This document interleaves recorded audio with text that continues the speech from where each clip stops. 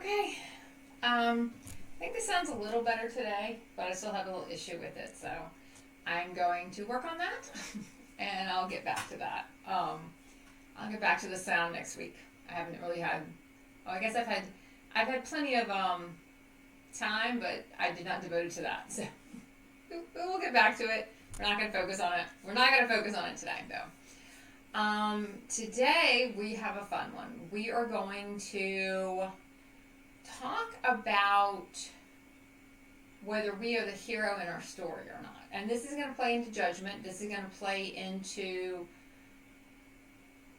success versus prosperity, success versus progress, and we're going to kind of weave all that stuff in. Now, if you've never seen the movie Hot Lead and Cold Feet, it is an old Disney movie that I think was released in the late 70s, right? And it's a pretty good movie. It's pretty funny. It's a campy movie. Maybe some would say not a great campy movie, but if you like old campy movies, you will enjoy it. It's funny. And the premise of it is these two twins have to. It's kind of set in the Old West. Spoiler alert! It's like this movie. This is like 50 years old. So if you haven't seen it yet, you're probably not going to watch it. The premise of it, it's set in the West, and I remember I watched it when I was a child, so it has a special place as a campy movie in my heart. And the premise of it is this old man faces death to get his two twin sons reunited, and they race, right? And there is a twin that is, maybe you would say there's like, they play that whole good versus evil, but the other one's supposed to be the bad twin's not really evil. He's just kind of self-absorbed and the gunslinging Wild West type, and the other one's more religious and more of a missionary, and they're going to have to do this race and fight it out, right? They're going to do this race and see whoever gets to the finish line first gets all the money. Now, the scene at the end, and then there's some other stuff going on. There's a couple B plots in there, and there's another plot where one person's trying to kill both the brothers, and then he's going to inherit all the money, right? He's like the executor of the will, and if both of them die when they're racing, he gets all the money. But the evil brother, the bad brother, he doesn't really know about all this. He thinks he can beat him straight up, right? He's not worried about losing to the he's not worried about losing to the other brother. He's like, I can win. This is not even a problem. I can win. This is not an issue. Now, is he nice to the brother? No. But he's not maliciously going after the brother, right? I mean, he's not trying to kill him. He's not actively trying to kill him. He just doesn't so much really care. And he's just doing his thing. It doesn't really matter that much to him. But he's not actively trying to get rid of the brother, right? He doesn't even know what's going on. He just assumes the brother's going to suck and he's going to win and it's not going to matter anyway. So the movie progresses and you see you see it go on and on and on and on. And when you get to the end of the movie, there's a scene where the good brother saves the bad brother from getting blown up, and the bad brother says this, and it's kind of a funny line, and that kind of wraps me back around to how I started. But it's funny because this has been in my mind, this movie, for like the last week, and I haven't seen it in probably 15 years, 20 years. And I was like, I'm gonna watch it to see why it keeps rattling around in there. Because when we have stuff rattle around, it means there's a focus for a reason. There's something I want to see in it. It's some activation in there. It's something I want to enjoy. It's a reason. And there's a line in it when he says, when the brother saves him and gives up winning, the air quote good brother gives up winning to save the brother, to save the one who's been so mean to him. He tries to save him. And the guy that plays, the twin brothers, the same guy plays all the parts. He also plays the father, and it's really cute. And the bad brother says, he's like, you ruined it all. He's like, how am I supposed to, the will said may the best man win, and I'm not so sure anymore I am the best man. I'm not sure that's me anymore. Because in the whole movie, the bad brother thought he was. Like I said, he's not actively trying to kill the other one. He didn't know any of that was going on. He didn't maybe so much care if the other guy made it. He had just met him. He didn't know he had a twin brother. That's one of the tropes of the movie. He didn't know it until the twin brother shows up. Like, surprise, you have a twin. But he wasn't actively trying to kill him. And it is that part of our journey where we kind of have to look at that and go, wait a minute. Am I, I'm not so sure I am really the hero here. Am I the hero in my own story, or have I played kind of the bad guy here? And I didn't even realize I was playing the bad guy. I had no idea I was playing the bad guy, and now I kind of feel like, maybe I'm playing the bad guy. Maybe I didn't know it. And that is a really big, I'm going to adjust this a minute. Sorry. The internet seems a little wonky today. Hopefully this is still, okay. We'll keep it going. See if my internet kicks back in, but it is like one bar, hanging on by one bar right now. Okay. We'll see. There is a part of all of our journeys where we have to look at that and go, wait a minute. Am I not the good guy here? Like, look at all the times I've played the bad guy. But because we're not actively, trying to... The human consciousness has a very strict, air quote, bad category. Are we breaking the law? Are we intentionally hurting a person? Are we doing any of these things? And that's kind of going to hit us into that bad territory, right? It's not so much on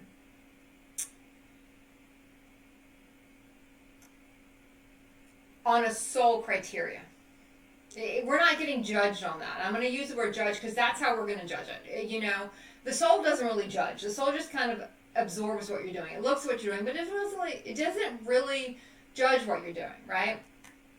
And when we start to look and peel apart different roles we played and stuff, we can have this kind of epiphany moment that there's a lot of parts of our existence where we were not the good guy. Maybe in a lot of storylines, and whether it's our storyline or other people's storylines, we were kind of sabotaging. We weren't supportive. We weren't really doing what we thought we should have been doing. Or maybe we're not playing the role we thought we played. We can look back at a lot of the roles we played and go, oh, I thought I was a good guy there. I guess I wasn't. I wasn't really playing the martyr. I really wasn't there for the right reasons. I wasn't really there, but because we weren't actively participating in anything we would have judged, air quote, judged as not good, we didn't really say it was bad. Because it was kind of it's right on the line there. It's, if anyone ever watched that show, I guess everyone's seen it at this point. The first season of You, I think, did a very good way of kind of what's crossing the line. And, in that show, it showed a couple things someone was doing to meet a person, find out about a person, because they kind of got quasi-obsessed with a person, and they wanted to see who are their friends, what do they post on the internet, what are they doing? I'm curious, I want to see it, I want to know. And there's a scene in that where, you're kind of looking at the main character, and you're like, well, he hasn't done anything that bad yet, right? Like, I've done that. I've showed up somewhere where somebody was because I knew they hung out there. I've looked at them on Facebook to see, I'm kind of curious. What do they post? Who are their friends? Do I know anyone they know? We've all kind of done that kind of stuff. But then there is a place in the show where he completely crosses the line, and we're like, okay, now it's jumped the shark. Now it's too much. Now he's off. Now Joe is off the rails. Okay, we don't know what he's doing now. And as long as we kind of stay on that other side in our human existence, the side before Joe jumps that shark, the side when we're like, well, we're not intentionally hurting anybody. We're just looking out for ourselves.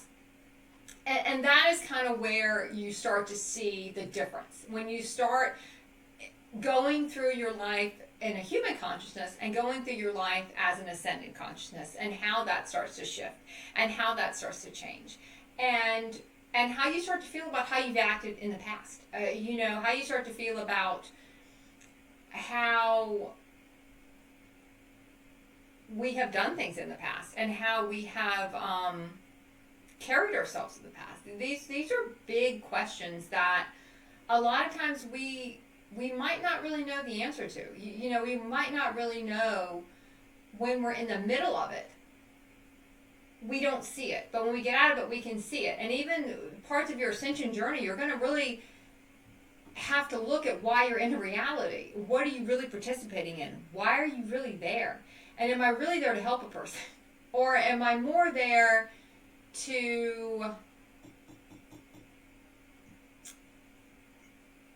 help myself, right? Just like the character in the movie that I was talking about in the beginning, he wasn't actively, he was oblivious to everything else going on behind him. He didn't so much care, but he wasn't participating in that. He still thought he was okay. Morally, he didn't think he had an issue until he saw someone sacrifice something else. And then when you started comparing it to that, and started comparing it to how someone else was acting, how magnanimous someone else was acting, now all of a sudden we start to question how we have acted.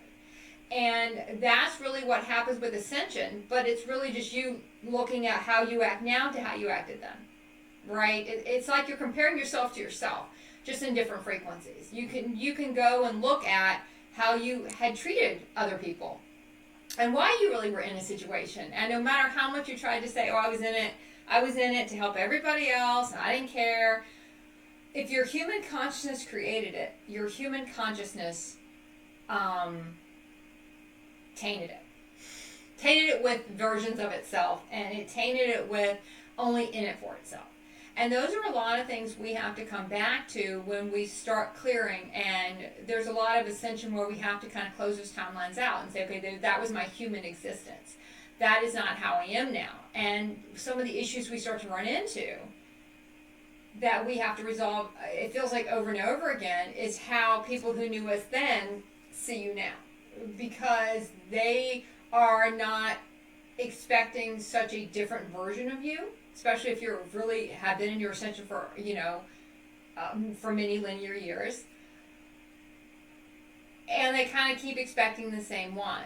So, and, we've learned through a lot of creating timelines and dissolving timelines and recreating timelines that when you start to do that, when you start to really look at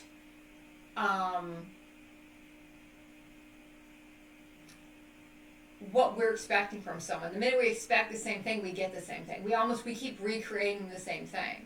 So because someone else is expecting us to be a certain way, sometimes we can fall back into that. And we fall back into that because all of a sudden we're like, oh, well, look how I'm being treated. My other aspect's going to show up, right?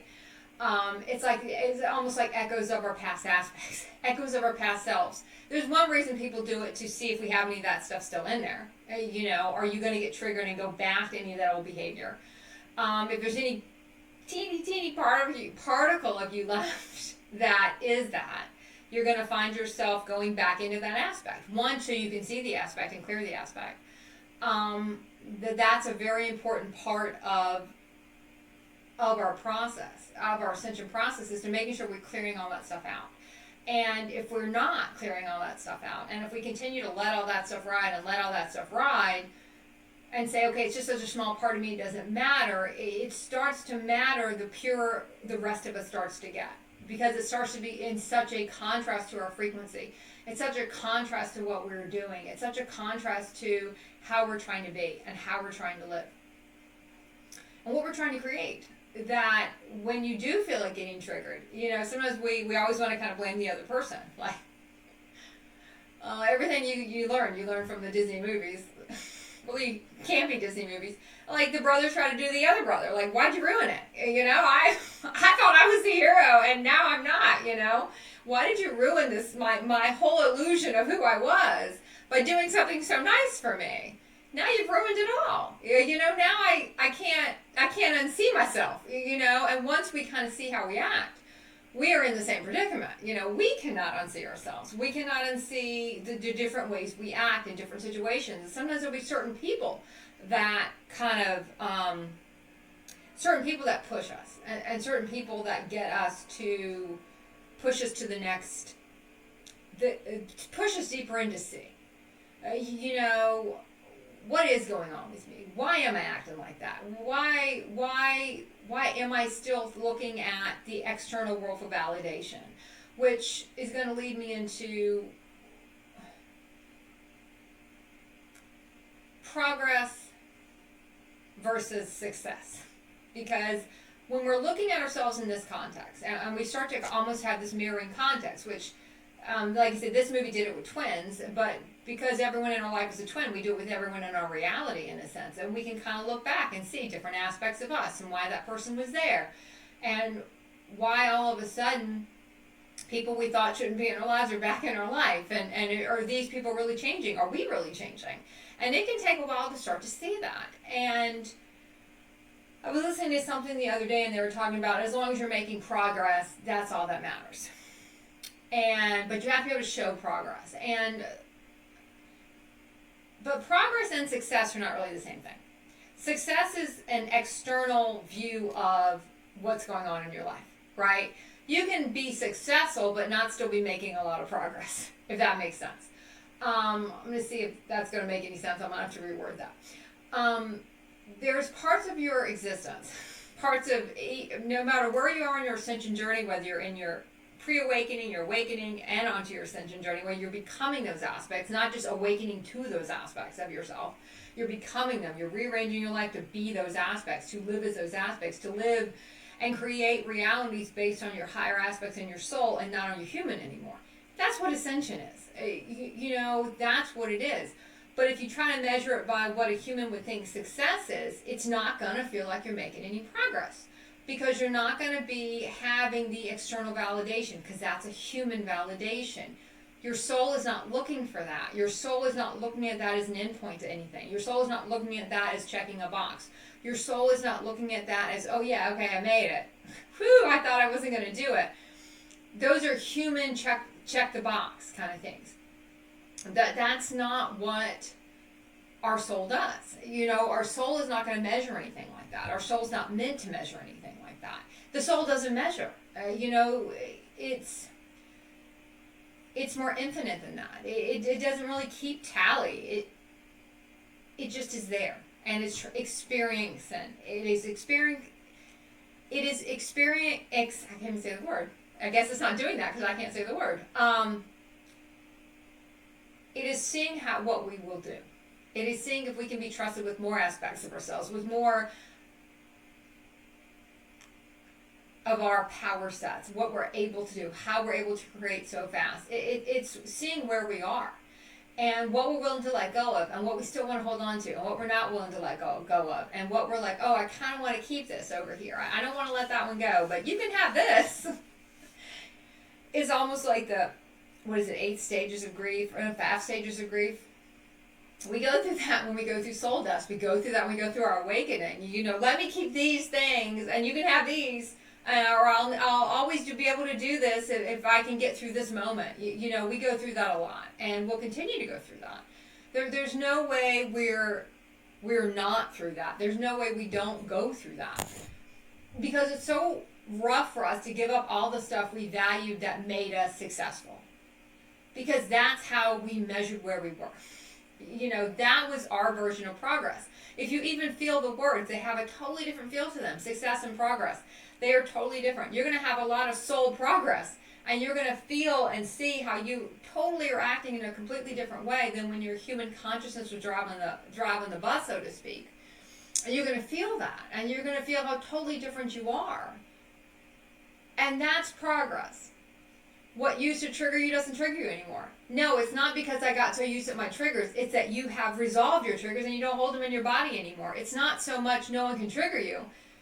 In a sense, that's it. But it's not for the reasons we think. We think, oh, I just don't get upset about that anymore, because I'm not going to let that person get to me. We always try to externalize it, right? Like, oh, I'm not going to let him get to me. I'm not going to let it trigger me. It's not so much that they have the power to do that. We no longer hold something to be triggered. It doesn't matter. And once that stops and we don't hold it anymore, the person stops doing it. 1, there's no frequency match there. 2, there's no point to it. Our soul always looks for the point to it.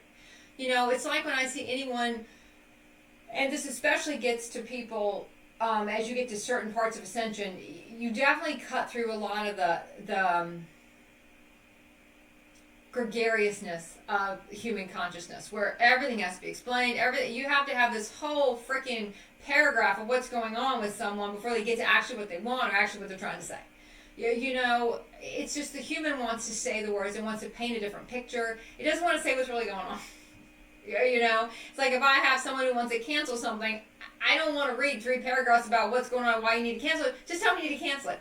All the rest of it's just a story I don't care about. It doesn't matter to me why you want to cancel something. Just say what you want to do and go on. And we save a lot more time and energy because we don't have the judgment around why it's being canceled. We're not self-judging ourselves on why we're not having to do this thing. If we stop and take that stuff out of it and we look at the progress we've made and we look at, we don't need all the fluffiness around it all. We don't need anything to pad the fall, in a sense. We get to certain places where that is not necessary anymore. I don't need the 18 reasons why. You can't do it, you can't do it, that's it. The rest of it is just noise. It doesn't matter. It doesn't matter. It doesn't change the ending. And sometimes even I'll catch myself going back into that. Sometimes when I'm writing, I'm like, hey, anything I'm going to say, does it change what I'm trying to get to? Is it changing the point? If the point is I can't do something, let me just write down I can't do that. Everything else is just noise to it. It doesn't matter. The point is I can't do it. I don't need to soften the blow. It was that human rhetoric. What was it? I always say, if you're going to deliver bad news, start with something nice. Start with how beautiful the day is. Start with pleasant tidings. Start with all these things that are very, you can see through those. We start to see through all the fluff. All the stuff that doesn't change the reality. You cut through it. And you stop putting your time into it. And you start noticing that is not the stuff that is going to really build a reality. And it's just someone else really kind of working through their stuff when they have to give a zillion reasons on why something can't happen or a zillion reasons why they can't be somewhere. They are not, I'm trying to think of a different word to use, they're not necessary. They're not necessary because the words don't matter, right? The words don't matter. The words are not important. The words are what the human needs to hear. It's what our human needs to hear if we're saying them, when we are hearing them, when someone else is saying them. The person writing it, the person saying it is who really needs to hear it. Now, that does not mean it might not trigger something in us. And then we technically need to hear it too. But it's a two-way conversation, and it's a reason why both parties, if you get triggered by it, then there's a reason, and that's something to look at, because people are speaking fears back to us. We put a story around it that is normally going to be completely opposite of the story someone just told to us. You can have someone cancel something, break up with you, it doesn't matter. It doesn't matter what it is. They might give you 100 reasons. They might give you no reasons. And that's kind of the other side of it, Or they might not even really tell you they're breaking up with you. They just kind of go off and eventually they'll figure it out. Let me just go and they'll figure out I'm not here anymore. I've heard that so many times. People have told me that so many times. And they'll eventually figure it out. I'm like, well, no one's dumb. Eventually they're going to figure out you're not there anymore. I mean, I don't think that's, groundbreaking in any way, but we will listen to the story somebody tells us. We will internalize that story, and then we make up a completely different story on what's going on, right? Now, some people will try to camouflage that as, oh no, I'm reading into what they're really saying. And we have to start to pull that apart. Because until you're at a certain part of our process, we don't have the capability to do that. We can't really pick through it. We'll subconsciously pick up what's going on. But consciously, can we peel it apart? Am I making up a different story? And there's a lot of different caveats. Am I making up a different story that's making myself feel worse? But that's really not what they said. But that's what I'm going to internalize and say. Because now all my shit's getting triggered and all this stuff is going to come up. If I'm in a different part of Ascension, I'm going to be able to look at that, and I'm going to look at it from a higher consciousness perspective and put a totally different story on it, right? It's a nicer story, and technically it's still a story, and until we get to certain parts of Ascension where we have no story with it anymore. But for a while, we just kind of can recreate the story until in a different frequency, until we completely change what happened, in a sense. Because in the timeline we're now telling that story in, because of the frequency of that new story, now we kind of change what happened and we look at it differently. That's how people will talk about it. I think I've talked about it on here.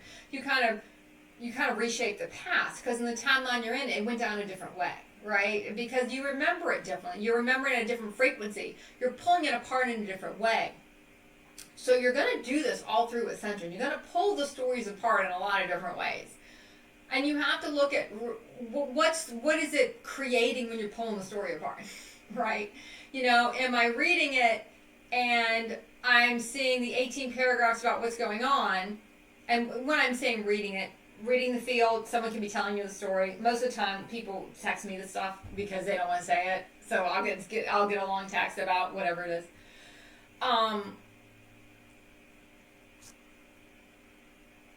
What are you recontextualizing the story to be? If we even go back to the beginning of the talk, when we talked about the movie, that one twin, it recontextualized the whole story about what he thought it was. And then a couple of things are happening, and he's got, oh shit, I'm completely, I've got this thing all wrong. I'm not even right, I'm not even in the ballpark of how I'm acting. I don't even realize how I'm acting. Are we making ourselves feel worse about what's really happening? What role are we playing in this? Do we take what's being said, pull it apart, and be able to say, well, a lot of this stuff is making them feel better or worse, depending on where they are in their journey.